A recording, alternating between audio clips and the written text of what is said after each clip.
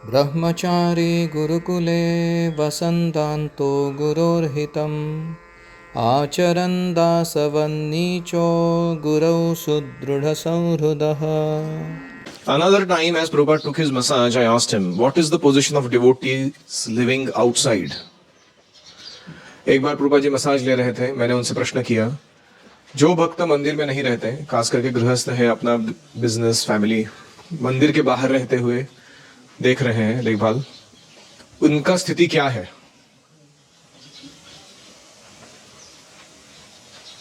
Prabhupada replied, I shall answer this question once and for all times in the lecture tonight. उन्होंने कहा, यह प्रश्न का जवाब मैं आज के शाम के प्रवचन में एक ही बार दूंगा और सभी के लिए बोल दूंगा. As usual, Prabhupada's class that evening was attended by all the devotees. उस शाम को प्रभुपाद जी की क्लास सारे भक्तों ने अटेंड की. And as the devotees waited for Prabhupada to arrive, an air of expectancy electrified the atmosphere. भक्त लोग राह देख रहे थे प्रभुपाद जी के आने का, और वहां जो अपेक्षा की जो ऊर्जा है वो बहुत ज्यादा हो गई कि अभी प्रभुपाद आने वाले हैं. I was specially eager to hear Prabhupada lecture. मैं खास करके बहुत उत्सुक था ये प्रवचन सुनने के लिए. Prabhupada proceeded with his class, and as I listened, I thought on several occasions that Prabhupada was obliquely answering the question.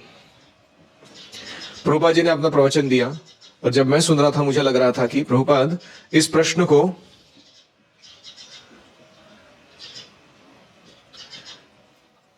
तटस्थ भूमिका से बताया. ऑब्लिकली मतलब एक ऐसा विशिष्ट स्लांट मत लेते हुए. तो at the end of the lecture Prabhupada mentioned, प्रवचन के खास करके समारोह में उन्होंने कहा, it is sometimes asked about living outside the temple for a devotee. कभी कभी कुछ लोग मुझे पूछते हैं कि भक्त जो मंदिर में नहीं रहते हैं, बाहर रहते हैं, कांग्रीगेशन के रूप में सेवा करते हैं, उनकी स्थिति क्या है. He then began the answer. फिर वो जवाब देने लगे, just as one does not have to be a member of stock exchange to do business. जो व्यक्ति व्यवसाय कर रहा है, बिजनेस चला रहा है, ऐसा जरूरी नहीं है कि उसको स्टॉक एक्सचेंज का मेंबर बनना ही पड़ेगा, जहां सब लेन देन एक साथ होता रहता है अनेक अनेक बिजनेसेस का. He can do business without being a member. वो अपने बिजनेस को स्टॉक एक्सचेंज का मेंबर बने बिना कर सकता है. But if one is a member of the stock exchange, लेकिन अगर कोई स्टॉक एक्सचेंज का मेंबर है, his doing business becomes easy. तो उसको बिजनेस करना आसान हो जाता है, because all of his associations are to do with business. क्योंकि उसको जो संगति चाहिए अपने बिजनेस को बढ़ाने के लिए, वो वहां एक ही जगह मौजूद है. तो सारे लोग जो बिजनेस करने में इंटरेस्टेड है, वो कहां मौजूद है? स्टॉक एक्सचेंज में. Similarly one can be a devotee and live outside the temple. तो व्यक्ति भक्त रह सकता है, मंदिर के बाहर रह सकता है, but completing his devotional business is easier if he lives inside. लेकिन अगर वो मंदिर के अंदर वास करता है, तब उसका काम आसान हो जाता है भक्तों के संग में रहने के कारण. परपोर्ट. स्टॉक एक्सचेंज पता है सबको क्या होता है? स्टॉक एक्सचेंज एक जगह होती है जहां पूरे, सोचो भी भारत भर का जो बिजनेस चल रहा है, तो उसमें जो कुछ लेन देन हो रही है, तो खास करके उसके स्टॉक्स बनाते हैं. स्टॉक्स का अर्थ होता है कि एक कंपनी चलाने के लिए बहुत सारा पैसा चाहिए, तो अलग अलग लोग अपनी थोड़ी थोड़ी पूंजी देते हैं, और कंपनी उनको स्टॉक्स या बॉन्ड्स देती है उसके रिटर्न में, कि तुमने इतना इन्वेस्ट किया हमारे कंपनी में, अभी जब प्रॉफिट आएगा तो तुमको इतना % शेयर मिलेगा. तो ये सिस्टम को क्या कहते हैं? ये सब चलाने वाला जो सिस्टम है, इसको बोलते हैं स्टॉक एक्सचेंज. तो ये स्टॉक्स खरीदना कंपनी के, फिर जब कंपनी प्रॉफिट करती है तो उससे और ज्यादा लाभ मिलना. जैसे अगर मैं बैंक में पैसे रखता हूं तो 7% इंटरेस्ट रेट चल रहा है, तो मेरे 100 रुपए जो है वो 107 रुपए हो जाएंगे.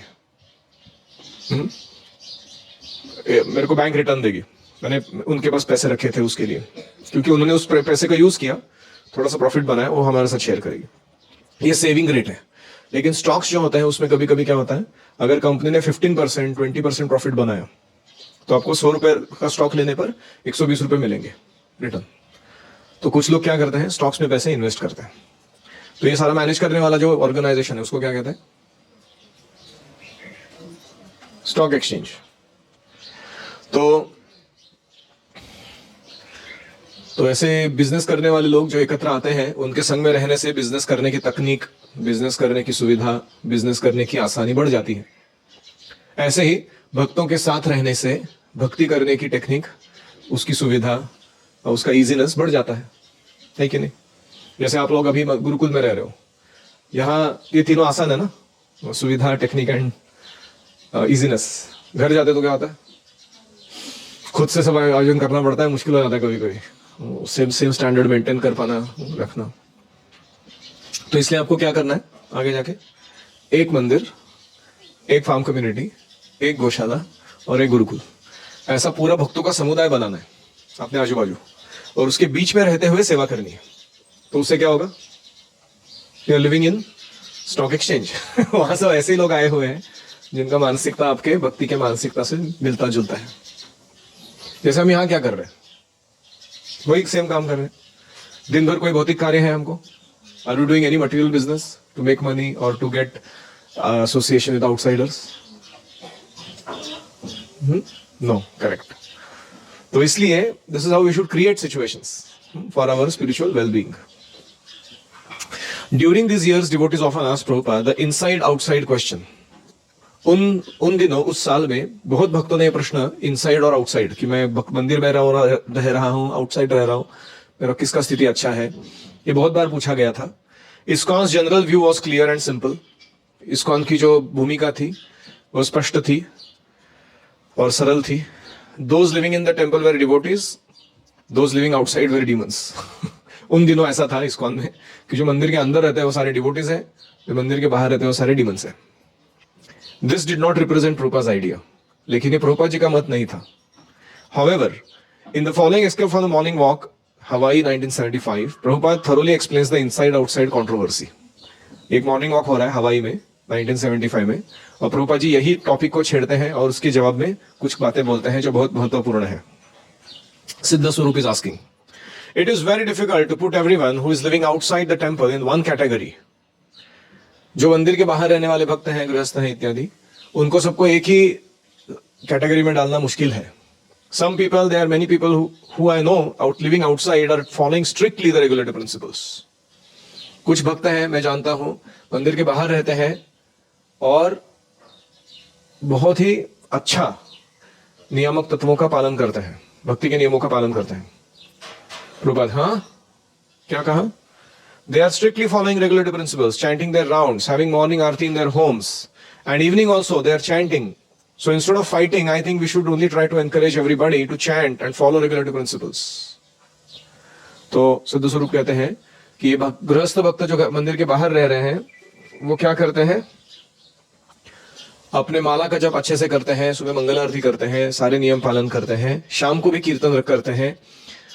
तो इस प्रकार से झगड़ा करने से अच्छा क्या है इनसाइड आउटसाइड के बीच में, हमको सबको एनकरेज करना है कि तुम लोग जप करो और नियम पालन करो और जहां रहना रहो। Prabhupada, no, that is whether you live in temple और outside temple, the rules and regulations and the process must be followed. तुम भरे मंदिर के अंदर रहते हो या बाहर रहते हो, सारे नियम तत्वों का, भक्ति की पद्धति का पालन अच्छे से करना ही होगा। देन यू आर सक्सेसफुल, तब तुम यशस्वी होगे। It does not matter that you have to live in temple, गृहे थाको वने थाको सदा हरि बोले डाको।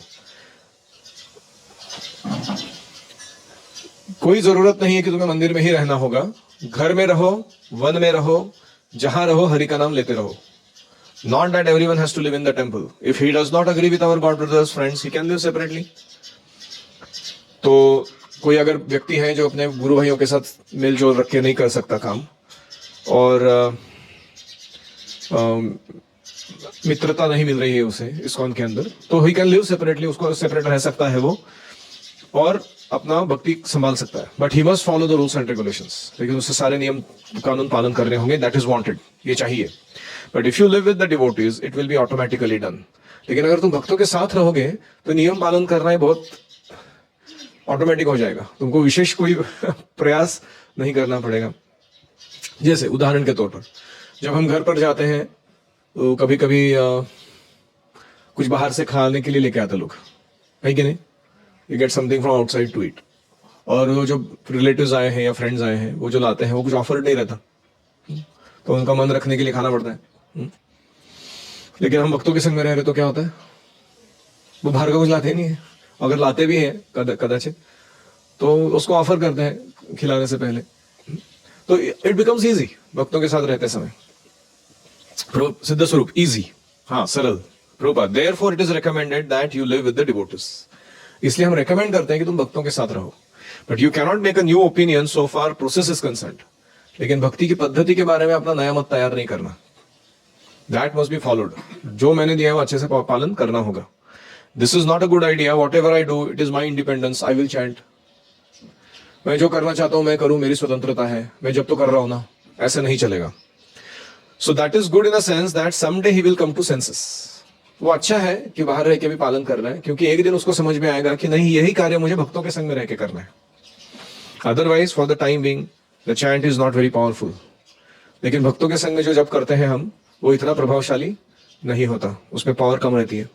The fire in wet wood is not powerful. जो गीली लकड़ी होती है उसमें जो अग्नि की पकड़ होती है वो इतनी प्रखर नहीं होती।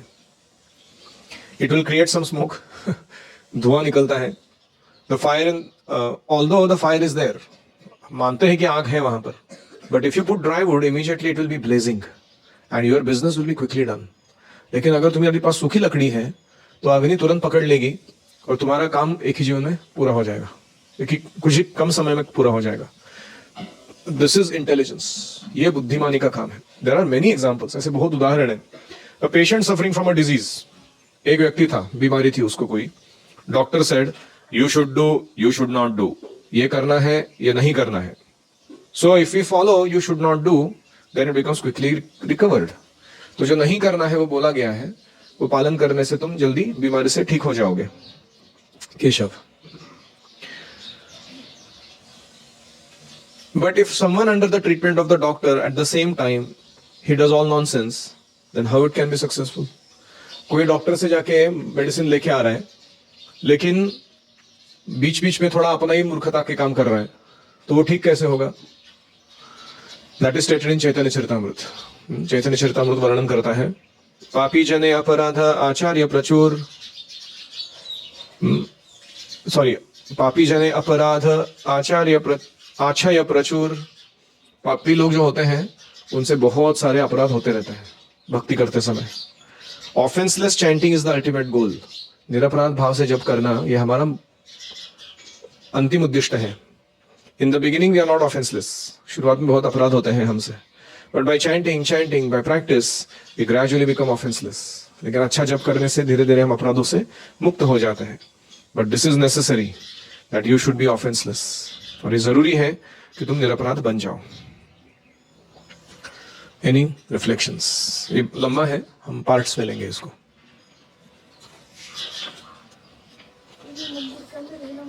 मंदिर के अंदर रहना मतलब क्या हुआ एग्जैक्टली?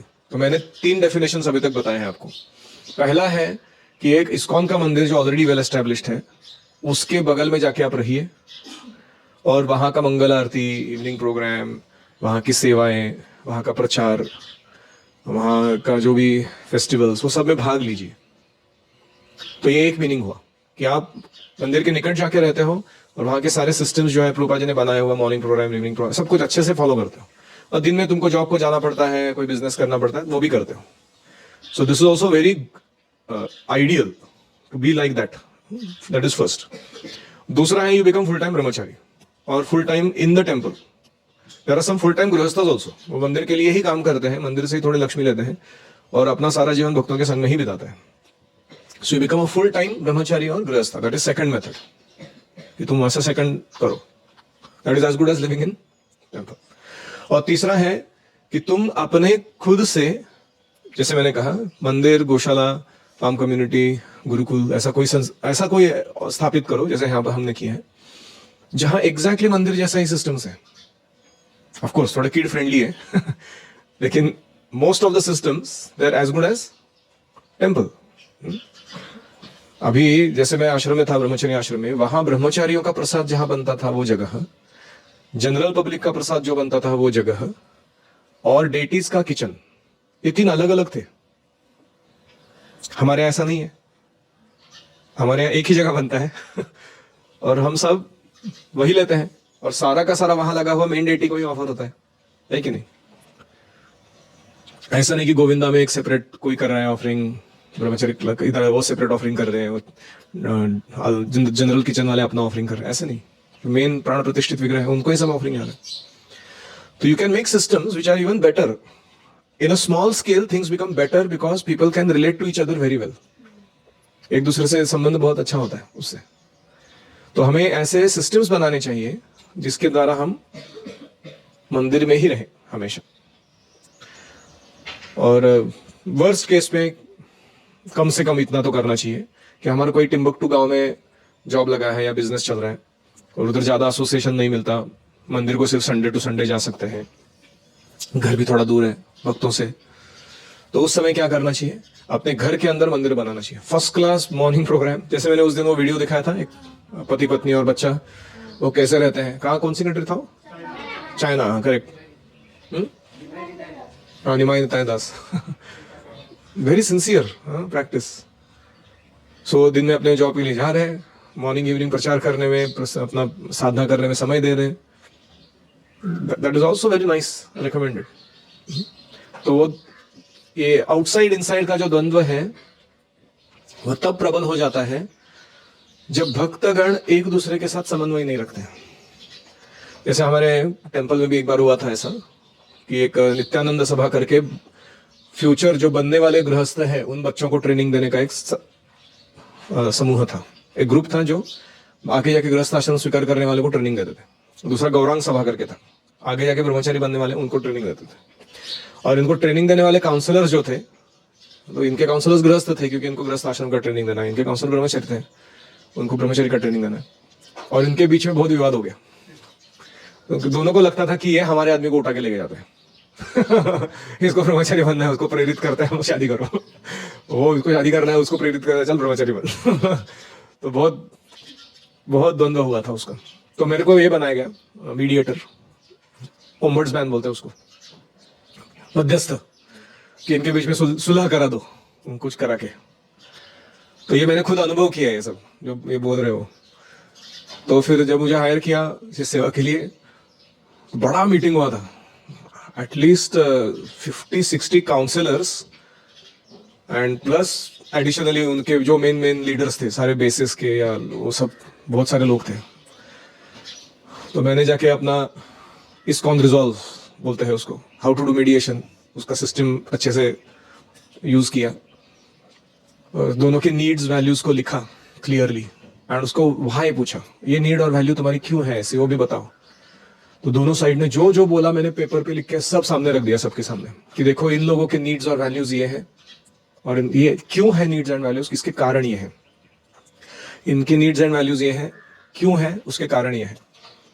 पहली बार वो दोनों एक दूसरे को समझ पाए कि क्या हो रहा है एग्जैक्टली यहाँ पे। तो फिर मैंने ये प्रश्न पूछा, क्या इनमें से कोई नीड्स एंड वैल्यूज गलत है, क्या इसके कारण गलत है, दोनों को पूछा। तो थोड़ा माइनर एडजस्टमेंट किया उसमें कि उसको रिफ्रेम किया वो नीड्स वैल्यूज को और कारणों को। और फिर मैंने पूछा कि ये दोनों हमको हासिल करना है, ये भी खुश होने चाहिए लोग और ये भी खुश होने चाहिए लोग, तो हम क्या सिस्टम्स बनाएंगे अभी बताओ, what system should we will make around it. सब दिमाग वाले लोग हैं, IIT के लोग हैं, ऐसा नहीं कि दिमाग नहीं होंगे बस मैनेजमेंट का।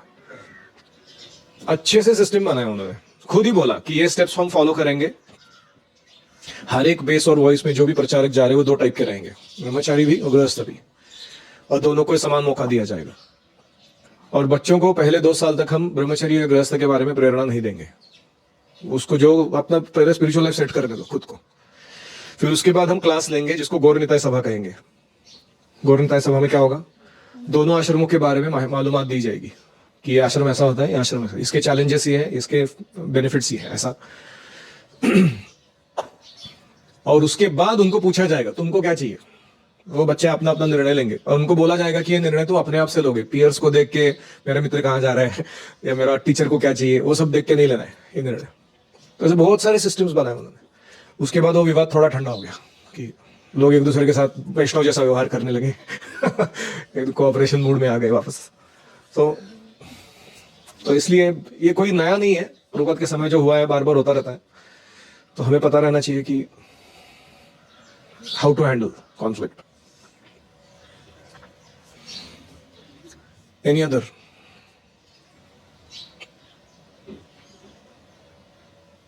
मंदिर में कैसे रहा जाए? How to stay in temple? और फुल मंदिर प्रोग्राम अटेंड कर सकते हैं. दूसरा, या फुल टाइम ब्रह्मचारी या फुल टाइम गृहस्थ बन जाओ इस्कॉन में. तीसरा, हाँ, अपना खुद का खोलो और उसको इस्कॉन के अंडर अफिलिएट बनाओ अच्छे से, और वहां छोटा सा अच्छा कम्युनिटी बना के वहां सारे सिस्टम्स डेवलप करो. और चौथा, ये नहीं कर सकते तो अपने घर को वैकुंठ में परिवर्तित कर दो. जहां रह रहे हो उधर ही स्पिरिचुअल वर्ल्ड बना दो. ठीक है? और कोई प्रश्न? Any other reflection? The ones and for all answer.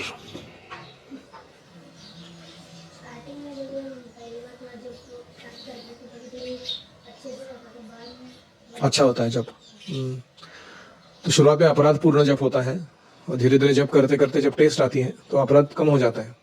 हम सारे भक्ति के प्रोसेस को फॉलो करने लगते हैं, तो फिर जब में भी रुचि आती है और अपराध और अनर्थ भी नष्ट हो जाते हैं. इसलिए हम भक्ति में यहाँ जो गुरुकुल के छोटे छोटे नियम हैं वो अच्छे से पालन करना चाहिए. वो छोटे नियमों को अगर हम तोड़ते हैं तो अपराध हो जाता है. सेवा अपराध, वैष्णव अपराध, नाम अपराध, धाम अपराध, गुरुकुल अपराध. धाम हमारे लिए गुरुकुल है. तो फिर वो इतना फायर पकड़ नहीं पाता. फिर वो व्यक्ति बिकम्स अ वेट वुड. गीली लकड़ी बन जाता है वो अपराध करने में. फायर के निकट है, कैचअप नहीं कर पा रहे. हम बोलते ना, हितो नृसिंह परतो नृसिंह, यतो यतो यामी ततो नृसिंह, बहिर् नृसिंह हृदय नृसिंह, नृसिंह महादेव शरणम. मतलब डिविनिटी जो है, भगवान की जो ब्रह्म ज्योति, परमात्मा, स्वयं का भगवान फीचर, ये सारे they are all embracing us from all directions. ब्रह्म ज्योति क्या है? भगवान का एक्सटर्नल एम्ब्रेस है कि नहीं? परमात्मा क्या है? हार्ट के अंदर दिया हुआ एम्ब्रेस है. तो आप समझ रहे हो, कृष्ण इतने दयालु हैं कि वो अंदर से बाहर से सब रूप से व्याप्त हैं, हमें एक प्रेम का आलिंगन दे रहे हैं. अभी प्रॉब्लम यह है कि we have to return the embrace. एक व्यक्ति दूसरा आके आपको हक कर रहे हैं और आप ऐसे ठोकरे जैसे खड़े हुए हो, स्टिफ. तो वो बेचारा करे क्या? हाँ, जैसे कभी कभी कोई बच्चा होता है, उसका दूसरे से झगड़ा होता है, उसका ऐसा बोला प्रभु जी, उसका ऐसा बोला, फिर मैं जाके उसको एम्ब्रेस देता हूँ तो वो ऐसा ठोकरे जैसा खड़ा रहता हूँ. फिर वो गुस्से में है ना. अभी तक ठोकना वाला समझता है ना, like wood, no he stiff. तो उसको थोड़ा समझा बुझा के बोलना पड़ता है, भैया. तो ऐसे ही कृष्ण हमको एम्ब्रेस कर रहे हैं. Now our problem is what? We are not returning the embrace. We have to return the embrace ना. How Krishna is so nice, he is doing so many nice things for me. तो how do you hug back? How do you do that? Hare Krishna Krishna Krishna Hare Hare, Hare Ram Ram Ram Hare Hare. ये नाम है, हमारा माध्यम है embrace को return करने का. तो इसलिए रूपा जी का कहना क्या है कि create a situation favourable for भक्ति. भक्ति के लिए अनुकूल परिस्थिति बनाओ और फिर उसमें वास करो.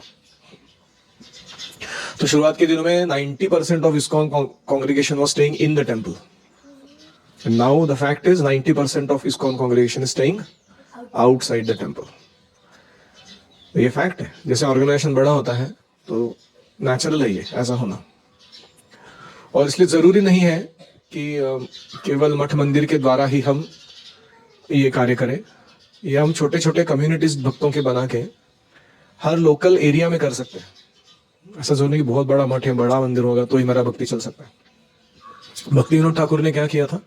2000 नामहट्टा निर्माण किए थे. हर एक में 50 से लेके 500 तक लोग थे हर एक नामहट्टा में. और वो लोकल कम्युनिटीज थे अलग अलग. और ऐसे बहुत सारे मंदिर नहीं बनाए थे उन्होंने उस समय. किसी के भी घर में एकत्र आते थे लोग या कोई कॉमन प्लेस पे, और वहां पे भक्ति के कार्य करते थे. So that was his model of preaching. तो अकेले भक्ति विनोद ठाकुर के एवरेज में पकड़ लो 2000 रामाहट्टा है और हर एक में 50 ही लोग हैं. कितने काउंसिल हो गए उनके? 1,00,000 काउंसिल हो गए। अब समझते 1,00,000 लोगों को प्रचार करना मतलब क्या है, कितना पावरफुल रहेगा वो सिस्टम। तो that is also method of doing it. ठीक है, इंस्टीट्यूशन बहुत बड़ा हो जाता है तो लोगों का पर्सनल केयर कम हो जाता है, इंस्टीट्यूशन के मिशन को ज्यादा महत्व दिया जाता है और पर्सनलिज्म पे ज्यादा ध्यान देने लगते हैं कि हर एक व्यक्ति का पर्सनल नीड्स को ही फुलफिल करते हम बैठेंगे, तो इंस्टीट्यूशन जो अनेक लोगों को शेल्टर कर दे सकता है वो डेवलप नहीं होता है। तो ये द्वंद्व है और हमको दोनों का बैलेंस चाहिए। हमें इंडिविजुअल केयर भी अच्छा चाहिए और हमको इंस्टीट्यूशनल ऑर्गेनाइजेशन भी अच्छा चाहिए। ऐसा हमको निर्माण करना है आगे जाके। तुम जब लीडर बनोगे तो समझ में आएगा मैं क्या बड़बड़ कर रहा हूं, अभी सिर्फ सुन लो। प्रभु जी ने कुछ तो बोला था इसके बारे में। जैसे अभी आप यहाँ पे गुरुकुल में रह रहे हो, आपको एक आश्रम दिया है, फिर आश्रम का आपको सभापति बनाया गया है। It's a small institution. आपको बताया गया है कि ये सेवा पूरी करके लेनी है, ऐसा संग रहना चाहिए, ऐसा स्वास्थ्य रहना चाहिए, ऐसा स्टडी होना चाहिए। और फिर आपको ये भी बताया गया है कि आप अपना खुद का भी ख्याल रखो as a leader, fry out नहीं हो जाना। और दूसरा आपको बताया गया है कि make everybody feel at home, ना कि तुम्हारे के पीछे जाके डंडा लगा रहे हो, है ना? तो लोगों को लगना चाहिए कि घर में रह रहे हो, ऐसा नहीं कि मिलिट्री बेस कैंप में रह रहे हैं। कोई उठता लाद बसता बुक्की मराठी। तो we have to balance both. आप टीचर हो, you are managing a small unit, how are you making them feel homely and how are they connecting with you as a father figure. तो क्या ऐसे वो ये सब क्या है ना, ये पाटा टाकाची कामं नहीं थी। You cannot do this things by okay, आज का दिन ढकल दिया मैंने, अपने 4 बटन प्रेस कर दिए, मेरा काम हो गया, यू नो। इससे नहीं होता ये। You have to have a heart कि ये सब चीजें मैं अच्छे से कराऊंगा लोगों से। ऑलराइट, श्रील प्रभुपाद की जय, भूरी जन प्रभु की जय। ओम हरे कृष्णा कृष्णा कृष्णा हरे हरे, हरे राम राम राम हरे हरे।